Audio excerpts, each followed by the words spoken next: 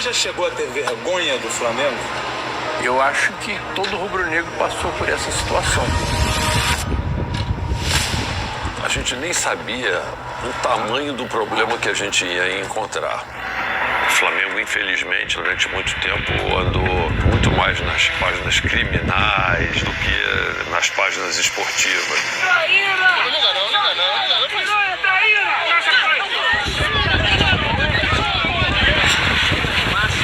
O ídolo Júlio César é agredido.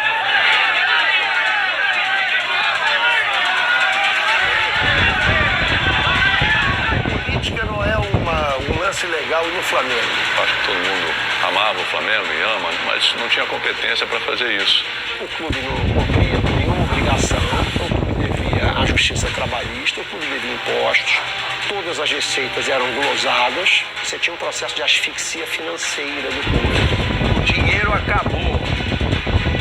Acabou. Irregularidades estarrecedoras, gravíssimas com relação à administração do clube. E que eu chamo de denúncia grave. Eu sabia que tinha um grupo de traidores ao Flamengo. Edmundo Santos Silva se tornou o primeiro presidente da história do Flamengo a ter o mandato cassado. O Flamengo dá mais um vexame. Pessoas que trabalham hoje no Flamengo sempre falou, né, que a situação do Flamengo na época antiga era muito difícil. Jogadores saindo, né, ao invés de carrinho, saindo num carrinho ali meio de obra. Aqui tem que aguentar a pressão o tempo todo. Porque a pressão aqui são nas derrotas e nas vitórias. O acordo com ele é que ele eventualmente iria participar das reuniões e tudo. Mas que existia um grupo de pessoas ali que foram as pessoas que alçaram ele ao poder, tá certo? E que essas pessoas é que iriam administrar o clube. Cruzamento pro Hernani, dominou, bateu!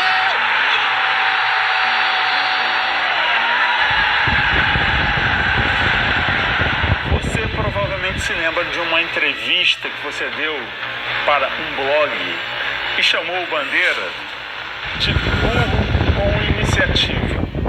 Você se arrepende de ter dito isso? Não, eu não me arrependo. Ele se exasperou e aí disse que eu vou lançar uma chapa para ganhar desses escrotos. E agora vocês estão querendo que eu desista porque para agradar a uma pessoa que me ofendeu, que pediu desculpas e agora está querendo reverter tudo. Landim foi eleito com 1.879 votos. Um incêndio matou 10 jovens e deixou 3 feridos no centro de treinamento do Flamengo. Eu senti uma morte de perto, né? A gente morre junto. O Landim foi o cara que materializou a evolução econômica e financeira associada a ganhos esportivos. É campeão da Copa Libertadores da América 2019!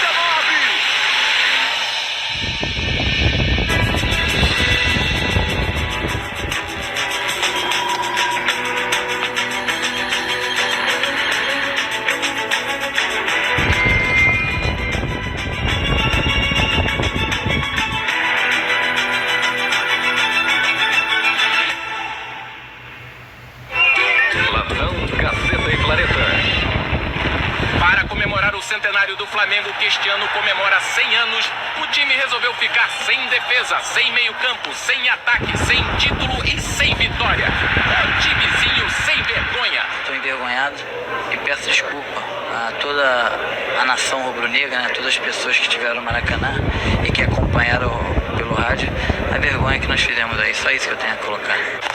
Às 4h30 da tarde de sexta-feira, o estádio da Gávea se transforma num campo de guerra. 50 integrantes de uma torcida organizada dentro do gramado disparam morteiros contra os jogadores.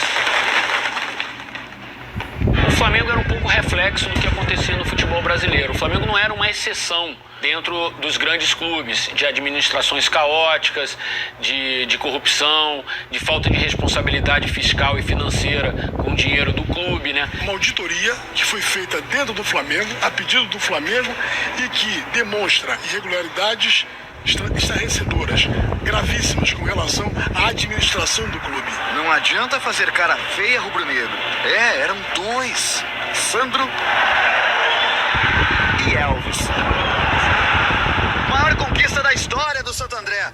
Primeira Copa do Brasil, primeira vez na Libertadores. Bem, eu acho que nós todos, né, que fomos criados dentro do clube, quer dizer, cada vez que a gente via alguma situação como essa, naturalmente aquilo ali era como se fosse uma punhalada nas nossas costas, né?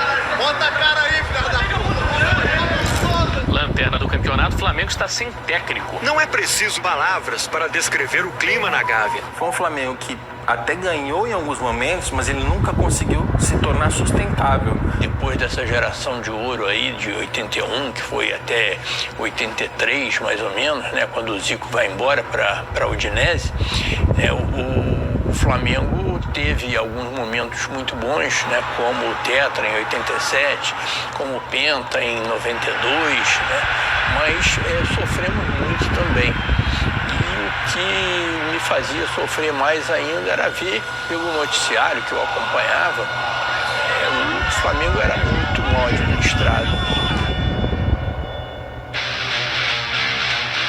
Quando eu entrei no Flamengo, voltei ao Flamengo, nós estávamos em estado de insolvência e não tinha talão de cheque. O que está acontecendo aqui no Flamengo é exatamente o seguinte: acabou o dinheiro. Chegamos no Flamengo e encontramos o clube numa situação muito delicada. Eram mais de 3 meses de salários atrasados por 600 funcionários do Flamengo e também para o futebol. Eu acho que nós estamos falando muito, jogando pouco.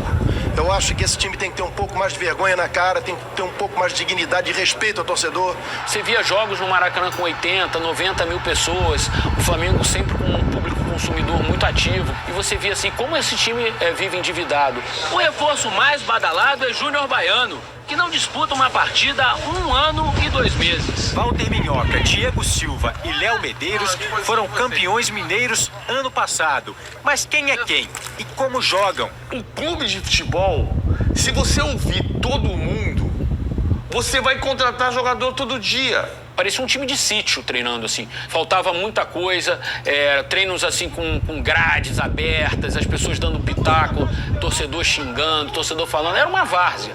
Só faltava ter o pagode e a cerveja ali do lado, sabe? O Flamengo era isso. O Flamengo fazia exatamente isso. Só que o Flamengo tem uma potência tão gigantesca de torcida, de poderio de lotar o Maracanã quando chega, que era capaz de ganhar títulos até em circunstâncias anormais, como o título de 2009. Você demite o técnico, coloca o interino, o time engrena e é campeão brasileiro. 17 anos depois, o Flamengo é campeão brasileiro de futebol. Foi tudo sofrimento, né? É sempre assim. Nessa questão de rebaixamento, o Flamengo teve muito mais sorte que juízo, né? Assim, várias vezes o time teve, assim, com um rebaixamento muito próximo de acontecer. A primeira vez que isso ficou muito latente mesmo, assim, foi em 2001, quando o Flamengo chega à última rodada do Campeonato Brasileiro precisando ganhar do Palmeiras para não ser rebaixado. Depois, em 2002, no ano seguinte também, conseguiu se salvar com algumas rodadinhas de antecedência. Depois, em 2004, a mesma coisa. Em 2005, a mesma coisa. Talvez fosse o ano em que todo mundo deu como o rebaixamento sendo algo certo. Precisava vencer muitos jogos nas rodadas finais. E aí o Joel Santana assumiu e tal, e conseguiu um milagre. O Flamengo nunca conseguiu ser gerido, né, como eu sempre disse, né, com a transparência da melhor empresa pública e com a eficiência da melhor empresa privada. O pagamento dos 3 meses de salários atrasados foi adiado. Parte da dívida será paga só na terça-feira da semana que vem. Era para ter pagado semana passada, isso adiou. É para pagar essa semana, isso está adiando. Acho que a gente tem que entender que a gente também está sendo cobrado pra caramba fora de campo. É uma situação difícil você tá trabalhando sem receber. Tá sem receber 4 meses, gente abanando nota de R$1. Se abanar na minha frente, eu pego. Aquela frase do Vampeta ficou muito famosa, infelizmente. O Flamengo viu que estava sem condições de sobreviver, como vinha sobrevivendo nos anos anteriores, nos últimos 100 anos, e precisava mudar para sobreviver. Os caras sérios de outros mercados, o mercado financeiro, do marketing, do mundo jurídico, esses caras eles nunca se aproximam do futebol, porque eles sabem que o futebol é sujo, é controverso, é muito midiático, é muito confuso. E de repente, vários caras muito grandes e muito importantes, e notadamente sérios, chegaram próximos do Flamengo e disseram: nós queremos participar. A gente se juntou mesmo foi em 2012. A gente via que o clube tinha um potencial enorme, mas era sempre muito mal gerido, muito mal administrado. E ali a gente montou um grupo, que nós chamamos na época de Chapa Azul. Era uma dificuldade muito grande, porque acho que a grande maioria das pessoas que estavam ali nem sócio era do Flamengo, nem sabia como é que funcionava isso aqui, como é que era o estatuto e tal. A gente queria só ajudar. Quem conhecia assim, o grande público, eu quero dizer, Rodolfo Landim, Eduardo Bandeira de Melo, o Valim, Vasconcelos, o BAP. Estava para me aposentar do BNDES, que foi quando surgiu o Flamengo na minha vida, né, como dirigente. Eu já tinha uma experiência, né, que me permitia conhecer praticamente todas as empresas do Brasil, né, desde pequenas empresas, né, até em grandes corporações e inclusive também o setor público, né, prefeituras, estados, empresas estatais. Pediram que eu fosse candidato a presidente do clube, eu falei que não podia. Quando convidaram, eu falei: olha, eu não posso, mas o Valim eu acho que pode e tal. Só que por problemas aqui estatutários e tal, interpretações aqui de estatuto e tal, em função da situação que ele estava e que eu também estava, a gente foi impedido de poder participar, vamos dizer assim, na cabeça da chapa naquela época, né? O Valim tinha um período de ausência de sócio no Flamengo, ficou um período inadimplente e tal, e aquele período incapacitava ele de concorrer à presidência do clube, diferentemente do Bandeira. Não, porque o Bandeira era uma pessoa que eu convivia no BNDES, não era meu amigo, mas era uma pessoa que a gente convivia lá, era uma pessoa que tinha todas as condições para ser elegível. Falei pro BAP isso. E eu falei: Valim, ele vai aceitar ser uma rainha da Inglaterra da gente? Ele vai aceitar estar com a gente no processo, entender que somos 6 ou 7 pessoas que vamos comandar o clube, que ele vai ser um desses votos, mas que o voto dele não é prevalente sobre os demais? E aí me apresentam essa alternativa de ser o candidato a presidente caso se confirmasse a impossibilidade. E eu aceitei. A eleição do Bandeira tem 2 movimentos muito importantes. Ela tem um movimento dos caras que são os caras da capa da revista The Exame. A imprensa precisava deles para colocar na capa do jornal para ganhar credibilidade. E teve um segundo grupo que também foi bastante importante, que foi um grupo mais político, de pessoas com perfil de 30, 35 anos, pessoas que ainda não tinham uma vida financeira resolvida, então estavam trabalhando pra caramba. E essas pessoas, elas se organizaram num grupo político que na época ficou famoso como o Soflá. Eu me reúno com outros colegas que já eram sócios e a gente vai conversando, o amigo do amigo, trazendo sempre um sócio. Com quem que você conversa no Flamengo? Quem são os seus pontos de contato aqui dentro? Me fale dessas pessoas. E a gente ia tabulando esses nomes. Eles começaram a juntar essas pessoas, começaram a se organizar e começaram a, de certa forma, se infiltrar na política do Flamengo. Muda, Mengão! Chega de sofrimento!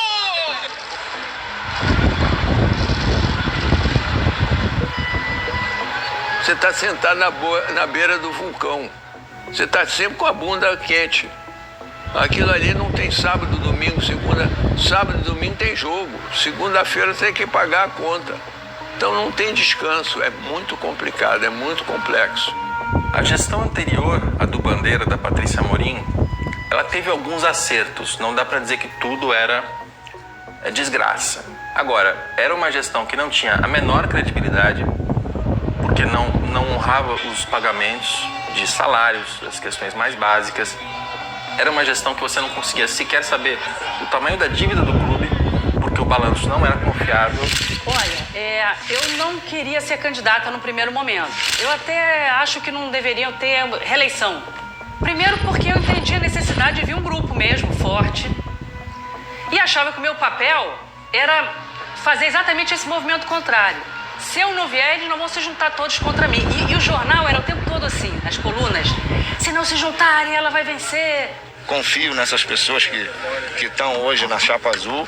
Acredito que elas possam fazer um grande trabalho no Flamengo. Eu espero que coloquem o futebol em primeiro lugar, porque a razão do Flamengo é o futebol.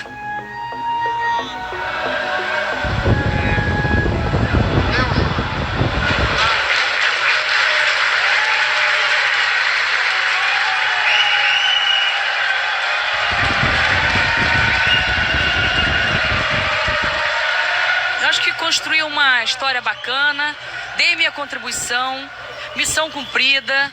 Transição será tranquila porque eu sou uma pessoa com essa característica. Eu só posso anunciar isso quando as negociações estiverem concretizadas, tá? Não vamos voltar a erros do passado, a gente sai aqui anunciando o nome, pretendo fulano, pretendo cicrano, depois a coisa não se concretiza. A partir de agora nós vamos ser responsáveis e só vamos anunciar contratações, seja de treinadores, seja de jogadores, quando a coisa estiver efetivamente fechada. Logo que esse grupo vence a eleição, obviamente o Eduardo Bandeira de Mello passa a ser a figura central, porque ele era o presidente do clube, né?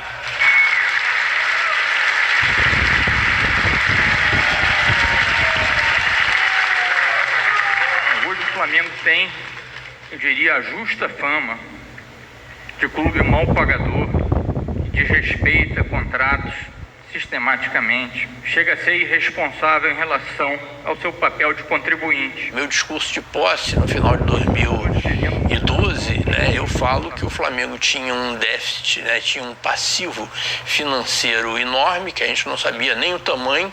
Quando nós conseguimos uma forma de equacionar esse passivo, nós vamos cumprir fiel e pontualmente cada item do acordo. Nem que seja para isso a gente precise sacrificar alguns objetivos na área social e esportiva. Ele usou uma expressão que eu nunca mais esqueci. Ele falou assim: cada porta que a gente abre aqui dentro da Gávea caem uns 4 cadáveres. Então, para a gente era muito claro que a gente tinha que levantar dinheiro muito rapidamente, por um lado, e por outro, repactuar essas dívidas que o clube tinha. Era pagar dívidas, né? Eu acho que quando você tem dívida, lógico que você não dorme direito. E quem não recebe também não dorme direito, né? Mas a partir do momento que a gente senta na cadeira, a gente percebe que a encrenca era muito maior do que a gente imaginava. O Flamengo recebeu um tratamento num primeiro momento que era quase que um tratamento de choque. E isso foi proposto para o torcedor. O Flamengo, a partir de agora, pode ser que fique anos sem conquistar títulos, sem ter grandes jogadores, sem disputar grandes competições, grandes finais. Por quê? Porque vai precisar se reestruturar. Foi muito duro, foi muito difícil. Tivemos tomadas de decisões importantes, tivemos que abrir mão de jogadores importantes. Nenhuma contratação, nenhuma apresentação de reforços. O foco da direção rubro-negra é o pagamento dos salários atrasados. Espero que eles possam cumprir o que eles prometeram. O Wagner Love estava no Flamengo naquela época, mas ele estava emprestado do CSKA da Rússia. O Flamengo tinha a opção de comprar o Wagner Love para ficar no Flamengo e a direção do Bandeira tomou a decisão de não ficar com o Love. Nós recebemos uma proposta do CSKA que nós entendemos que era boa para as duas partes. O Flamengo ainda devia cerca de 16 milhões de reais ao clube russo. Valor que deveria ser quitado até 2014. No entanto, no acordo entre os clubes, o CSKA propôs esquecer a dívida e fez uma ótima proposta salarial a Wagner Love, que, dessa forma, não vai mais vestir a camisa do Flamengo. O problema do futebol como um todo é que a associação civil sem fins lucrativos, ela faz com que o dinheiro do futebol seja um dinheiro de ninguém. Então, o dirigente, ele entra, ele é compelido a gastar, tentando alcançar títulos, e isso porque ele ama o clube, é o que ele diz, mas também porque ele quer se consagrar. Então, o Flamengo naquele momento era um clube que ainda não tinha toda essa máquina de fazer dinheiro. Então, ele precisava passar por uma fase de baixar custo. Só que o torcedor não estava preparado para isso. Muitas vezes a gente foi incompreendido naquele primeiro momento pelo torcedor. Eu vou ter muito carinho pelo Flamengo sempre. Boa noite, valeu, obrigado. Falou, senhor. Valeu, abraço. Aí muita gente conhece a história, né, da saída do Wagner Love, da dispensa dos medalhões do esporte olímpico.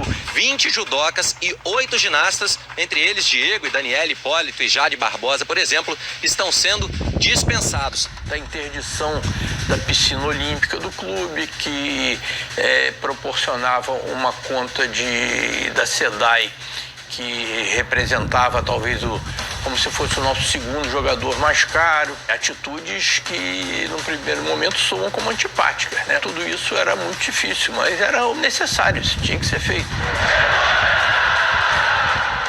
E a diretoria não abriu mão desse projeto, né? Porque era importante, aqui naquele momento, dar o remédio amargo, e nós éramos executores. Futebol é título, é gol, é torcedores comemorando conquista. Eles sabiam que para o projeto dar certo, acontecer, precisava de alguma coisa dentro de campo. Os números não eram confiáveis, então a gente não podia analisar os números que eram publicados e traçar uma real estratégia sobre o que tinha que fazer.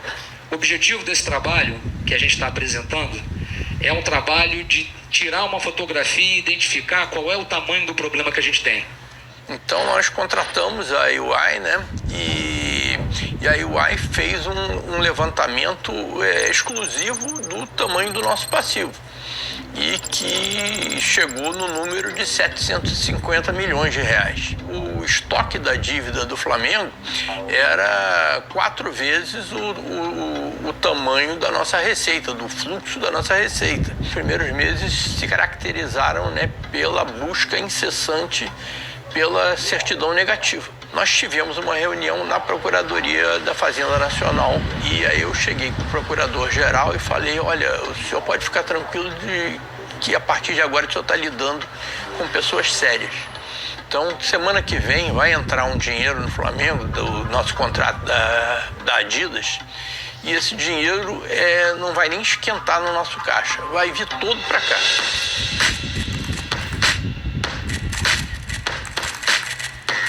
Esse contrato foi negociado na gestão da presidente Patrícia Amorim, mas a Adidas definiu que esperaria o resultado das eleições para assinar o contrato. Era um bom contrato, né? E previa um pagamento de luvas logo na primeira semana do nosso mandato. Entraria um valor, se não me engano, de 6 milhões de reais, alguma coisa assim, que era razoável logo na primeira semana. Compramos camisas. Estamos levando camisa. Cadê? Rafael, não para, né, Rafael? Pô, não tem como parar, impossível, loucura. Mas vende é o quê? Camisa oficial. O Flamengo está na lista dos 5 clubes principais latidos no mundo, junto com Real Madrid, Chelsea, Milan e Bayern Munique. A primeira decisão da diretoria do Bandeira foi a de direcionar o dinheiro da Adidas para pagar a dívida que o Flamengo tinha com o governo. Sem aquilo a gente não ia conseguir rodar o clube. E a gente conseguiu, num prazo de 90 dias, resolver todas as certidões e isso deu previsibilidade para a gente saber aonde a gente tinha que cortar na carne. O Flamengo passou a ser administrado como uma empresa. Uma empresa que estava à beira da falência, que talvez se fosse uma empresa não existisse mais, mas a partir do momento que esse grupo assumiu o Flamengo passou a ter processos dentro do clube. Processos que fazem parte de qualquer empresa. A gente lembra quando a gente fez o planejamento estratégico, a gente estabeleceu princípios. E dentro desses princípios, era disciplina de capital, era o número 1. Tudo que não podia acontecer, a gente cair para a Série B. Porque as receitas iam ser muito menores, enfim, ia afetar bastante a nossa recuperação. Com 7 derrotas, 7 empates e 5 vitórias, o aproveitamento do Flamengo é de menos de 40% dos pontos. Rebaixamento, assunto proibido. O primeiro clube a ter caído, digamos assim, né, o 17º colocado no Campeonato Brasileiro, era o Fluminense. E o Flamengo estava logo ali, logo a seguir ali. E a Portuguesa foi acusada de ter usado um jogador que estava irregular, que é o Everton. Ele estava suspenso, não poderia ter entrado em campo e no fim da partida ele jogou e a Portuguesa acabou perdendo os pontos, tirando o Fluminense do rebaixamento e a Portuguesa entrando no lugar do Fluminense na zona do rebaixamento. O Flamengo, de certa forma, perde pontos também por um julgamento do André Santos. O André Santos tinha recebido uma punição na Copa do Brasil, ele não poderia ter jogado o jogo do Campeonato Brasileiro contra o Cruzeiro. Então o Flamengo acaba ficando atrás do Fluminense. Se a Portuguesa não perde os pontos, se não há o caso Everton, o Flamengo teria sido rebaixado pelo caso André Santos. Na frente do Pedro Botelho, Luiz Antônio, cruzamento pro Hernani, dominou, bateu! Quando ganha a Copa do Brasil no fim de 2013, há uma grande certeza da opinião pública e do torcedor de que o Flamengo finalmente tinha encontrado um rumo. Ninguém, 2 meses antes, imaginaria que o Flamengo seria campeão da Copa do Brasil, mas fomos, e foi extremamente importante para dar um gás na nossa torcida, né? Agora, se a gente não tivesse ganho, ia entrar menos dinheiro, com certeza, né? Aquela final no Maracanã, inclusive, nós praticamos um preço bem salgado, né? Pediram até minha prisão na época por causa disso, né? Mas era necessário, foi o que permitiu o Flamengo pagar o 13º salário. Premiações e bilheterias na reta final da competição renderam mais de 20 milhões de reais ao rubro-negro. Talvez se o Flamengo fracassasse 100% em 2013, talvez fosse difícil manter a austeridade que eles estavam implantando no clube. Em 2013 a gente não tinha esse campo de visão da onde a gente podia chegar, ainda que nós fôssemos ousados e otimistas, mas era muito assim, vendia-se o almoço para se pagar o jantar. Flamengo cada dia mais forte, para desespero dos nossos detratores, para os hipócritas, para os cretinos que não sabem o que falam. Deus perdoe vocês, porque o mundo é rubro-negro. Em 2014, eles conseguiram avançar um pouquinho em termos de investimento, tiveram a confiança de que o trabalho, sendo assim, bem feito, com austeridade, poderia render frutos mais à frente, e acabou, em 2014, não sendo um ano tão bom, assim, o time ganhou o Campeonato Carioca, mas depois não fez boas campanhas, nem na Copa do Brasil, muito menos na Libertadores, fez um Brasileirão bem pobre, mas ali estava assim, a torcida estava entendendo o processo. Guerreiro trocou o Corinthians pelo Flamengo, amigo. Contrato de 3 anos, hein? Foi o primeiro sinal de que realmente o doente estava melhorando. Que o doente tinha saído do coma, digamos assim. Eu tenho certeza que o time vai melhorar. Eu espero dar meu melhor. Guerreiro veio para o Flamengo em 2015.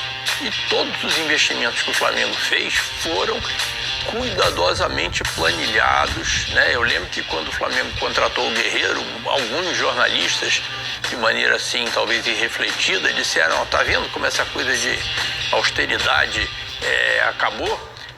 Claro que eles não vão conseguir pagar o Guerreiro, o jogador mais caro do Brasil. Sai no toque do Guerreiro! Gol! E aí começou um ciclo virtuoso de resgate de credibilidade e de você combina uma coisa, você cumpre com o que você combinou, você vai ganhando credibilidade. Hoje, o programa de sócio-torcedor do Flamengo, do ponto de vista financeiro, já é uma das 3 principais fontes de renda do clube. Para um programa que tem 2 anos, eu acho que é absolutamente espetacular. Você melhorou o patrocínio, melhorou o relacionamento com a Adidas, a gente reforçou o sócio-torcedor, a gente fez alguns trabalhos importantes que conseguiram colocar o dinheiro naquela época. Eu gosto do BAP. Acho que o BAP tem uma visão moderna. Acho que o BAP não é um cara de futebol. Acho que o BAP cometeu erros. Eu tinha muito poder. Muito poder. Eu e o Valim tínhamos muito poder. Nós é que escolhemos todos os vice-presidentes. Tem gente que fala e tem gente que faz. O desafio que eu faço à nação é o seguinte: vocês vão ficar só chorando ou vocês vão agir?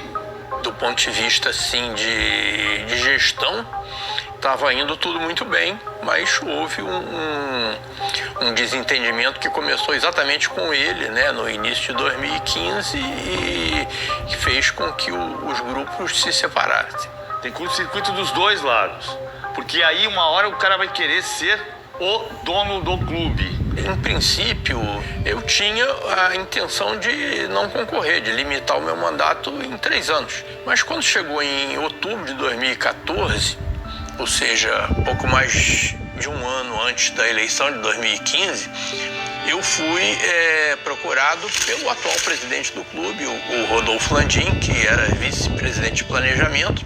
Ele me procurou e propôs, falou assim, Eduardo, eu queria dizer que eu andei conversando aqui com alguns vice-presidentes do clube, né, e todo mundo acha que a melhor solução para nós para as eleições do ano que vem é que você seja candidato à reeleição.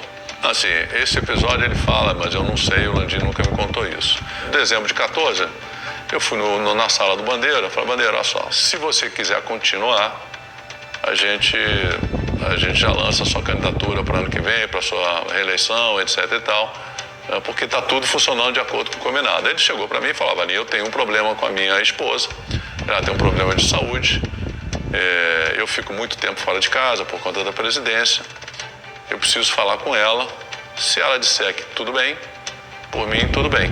Beleza. Nunca mais ele me voltou, nunca mais ele me ligou.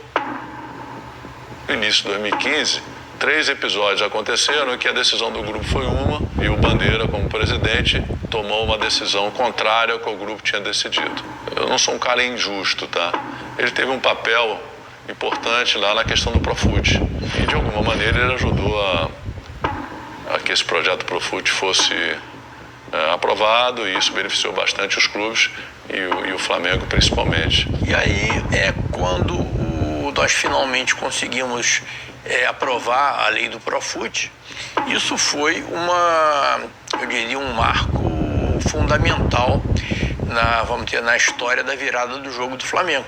Porque a dívida do clube, a principal parcela da dívida do clube, que era aquela dívida tributária proveniente de apropriação indébita, ela foi escalonada em 20 anos. Não teve nenhuma benesse, não teve nenhum perdão. Ele não tinha cumprido mais o combinado. O combinado tinha acabado, que é a maioria decide. Ninguém ia apoiá-lo depois dele ter quebrado o combinado. Não tinha como. O WhatsApp é uma ferramenta muito perigosa, porque o que você escreve, o que você fala, dependendo do momento, passa. O que você escreve, a pessoa está esquecendo, ela vai lá ler de novo, ela interpreta de uma maneira ou de outra. Aparentemente ele estava desconfortável com essa situação, ele provavelmente não gostava muito, né? Mas não tinha em momento nenhum explicitado. Mas houve um problema, né? Num grupo de WhatsApp do Conselho Diretor. O BAP não é um cara que vai ficar quieto, é um cara que gosta que as opiniões dele sejam ouvidas, ele é um cara que quer se fazer presente. Ele se exasperou e aí disse que eu vou lançar uma chapa para ganhar desses escrotos, se referindo a mim e ao Flávio William. O Luiz Eduardo Batista, o BAP, é um cara que é também brilhante, mas ele é o cara mais grosseiro. Eu entendo que naquele momento precipitou em mim a sensação de que a gente combinava algumas coisas e que ele fazia outra. O Bandeira se tornou o presidente e, às vezes, por ele ser o presidente, achou no direito de muitas vezes tomar decisão contrária àquilo que era resultado desse grupo tinha decidido. Então foi isso que eu acredito possa ter criado todo esse problema e dessa divisão do grupo. E a gente entendia que é o seguinte: olha, o combinado desde o princípio era que seríamos nós decidindo. Então, quando eu começo a prevalecer sobre nós, eu pelo menos entendia que isso tinha que ser repactuado, né? E ele, naquela ocasião, entendia que é o seguinte: olha, eu sou o presidente do Flamengo, a caneta é minha. E aí, assim, já no último ano, muita gente dessa gestão saiu, porque entendia que houve uma traição do Bandeira, e muita gente ficou do lado do Bandeira. E aí, eu acho que os incomodados têm que se mudar, né? Eu entendi o seguinte: olha, eu não vou seguir trabalhando. E no dia seguinte, pediu demissão e aí começou a dar várias entrevistas falando coisas piores, inclusive. Eu tinha certeza que eles iam se dividir. Tudo que eu sou como pessoa, tudo que eu aprendi de bom e ruim, eu aprendi no Flamengo. E esse grupo de empresários que chegou de uma forma muito truculenta, desrespeitando a história do clube, desrespeitando o passado, achando que, né, de certa forma, eles fundaram o novo Flamengo e tem méritos na reformulação, sim, reconheço, mas o Flamengo tem 129 anos. Ele acho que é o retrato da arrogância, da intolerância, da empáfia, né, na administração do Flamengo. Você provavelmente se lembra de uma entrevista que você deu para um blog e chamou o Bandeira de burro com iniciativa. Você se arrepende de ter dito isso? Não, eu não me arrependo. Eu não me arrependo de ter dito no sentido lato senso do que eu queria dizer. Se eu voltasse atrás no tempo, talvez eu tivesse usado uma terminologia mais leve, mas é que é aquela coisa da circunstância, entendeu? Democracia não é quando você concorda, é sobretudo quando você diverge. E a capacidade de divergir sem brigar. Se você não entender que democracia é sobretudo quando se diverge, vai romper. Eles achavam que iam ganhar com muita facilidade, que eles se acham superiores por alguma razão. É uma pessoa mediana que caiu no meio de um projeto de restauração do maior clube das Américas, com pessoas muito competentes, experientes. O primeiro ponto importante que a gente observou é a falta de ambição que a gente tinha dentro do Flamengo, né?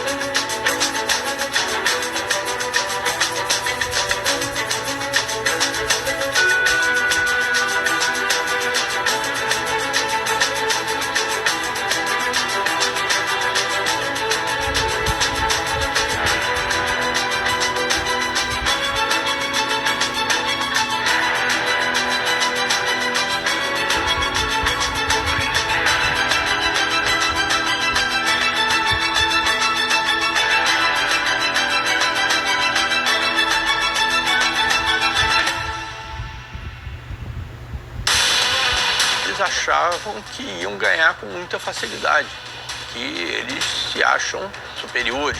É uma pessoa mediana que caiu no meio de um projeto de restauração do maior clube das Américas.